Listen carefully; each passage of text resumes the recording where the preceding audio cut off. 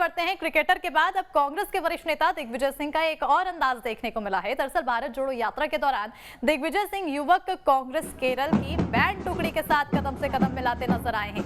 दिग्विजय सिंह ने ट्वीट कर कहा है कि कई दशकों बाद एनसीसी की कदम मिलाकर चलने की ट्रेनिंग काम आई है। बताते चले कि भारत जोड़ो यात्रा में युवक कांग्रेस केरल की बैंड टुकड़ी आकर्षण का केंद्र रही है।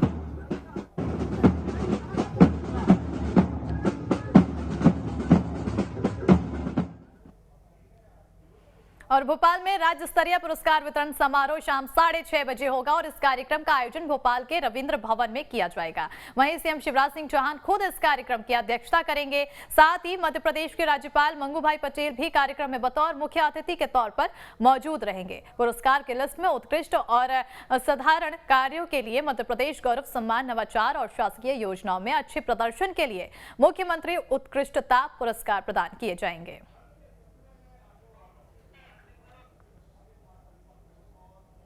और इस बीच बड़ी जानकारी रायपुर से आरक्षण मामले को हल निकालने का प्रयास लगातार। आपको बताते चले कि प्रदेश में आरक्षण मामले को लेकर गहमागहमी देखने को मिल रही है, लेकिन अब इस पर बड़ी जानकारी सामने आ रही है। आरक्षण मामले का हल निकालने का प्रयास किया जा रहा है। छत्तीसगढ़ के अफसर जाएंगे तमिलनाडु, कर्नाटक और झारखंड। आरक्षण मुद्दे का हल खोजने 3 राज्यों में जाएंगे अफसरों के अलग अलग दल। तमिलनाडु, कर्नाटक और झारखंड की करेंगे समीक्षा। दल में होंगे रिटायर्ड आईएएस, आईपीएस अफसर और जज। दल में सेवानिवृत्त जज और आदिवासी मंत्री होंगे शामिल। ज्यादा जानकारी के लिए रुक करेंगे हमारे संवाददाता अंकुश की ओर, फोन लाइन पर जुड़े हुए हैं। अंकुश, आरक्षण मामले को लेकर लगातार गहमागहमी प्रदेश में देखने को मिल रही है, लेकिन अब इसका हल निकालने के लिए अफसर 3 राज्यों की समीक्षा करेंगे, दौरे पर जाएंगे।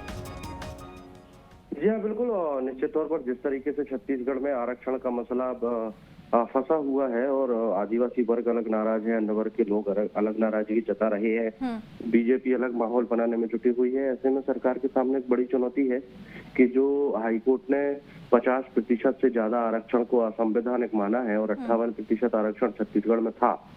ऐसे में आदिवासी वर्ग का जो आरक्षण कम हुआ है उसको यथावत कैसे रखा जाए, और जो चूंकि अन्य राज्यों में आरक्षण ज्यादा है और उन राज्यों में किस तरीके से आरक्षण की पूरी प्रक्रिया अपनाई गई है, उसका लेखा जोखा तैयार करने के लिए अब छत्तीसगढ़ सरकार की तरफ से 3 अलग अलग दल बनाए गए हैं और वो दल अलग अलग राज्यों में जाकर आरक्षण का सर्वेक्षण करेंगे और सर्वेक्षण के बाद कोशिश ये होगी कि उसी तरीके से या उसी तर्ज पर छत्तीसगढ़ में भी आरक्षण की प्रक्रिया अपनाई जाए।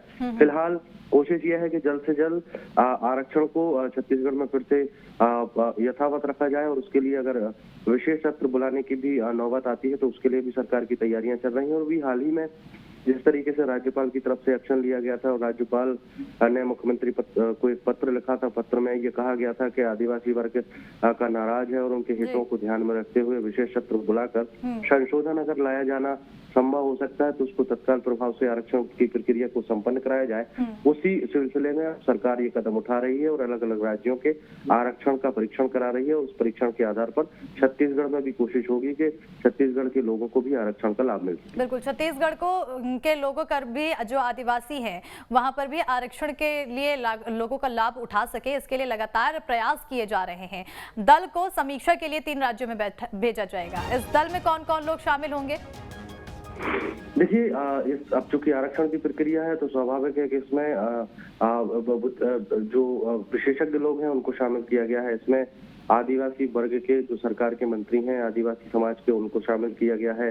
रिटायर्ड जज इसमें शामिल होंगे, रिटायर्ड आईपीएस आईएएस ऑफिसर इसमें शामिल होंगे, और इनको विशेष काम यही दिया गया है कि आरक्षण की जो प्रक्रिया है जो अन्य राज्यों में चल रही है उसको छत्तीसगढ़ में कैसे बहाल किया जाए और छत्तीसगढ़ के आरक्षण को यथावत कैसे रखा जाए। तो ये बुद्धिजीवी वर्ग के लोग जो है अलग अलग राज्यों में जाएंगे, आरक्षण का परीक्षण करेंगे और परीक्षण के बाद एक रिपोर्ट बनाएंगे। उस रिपोर्ट के आधार पर छत्तीसगढ़ सरकार अगला फैसला लेगी। बिल्कुल, बहुत बहुत शुक्रिया अंकुश तमाम जानकारी देने के लिए। तो लगातार छत्तीसगढ़ में जो आरक्षण का मुद्दा है वो गरमाया हुआ है और इस मुद्दे को लेकर लगातार बीजेपी की तरफ से इसमें प्रतिक्रिया दी जाती है, और साथ ही साथ क्योंकि अगले साल चुनाव भी है, ऐसे में बीजेपी इस मुद्दे को भुनाने में लगी है। लेकिन कांग्रेस भी, जो सरकार अपनी तरफ से सारे प्रयास कर रही है कि आदिवासियों को आरक्षण प्रदान किया जाए।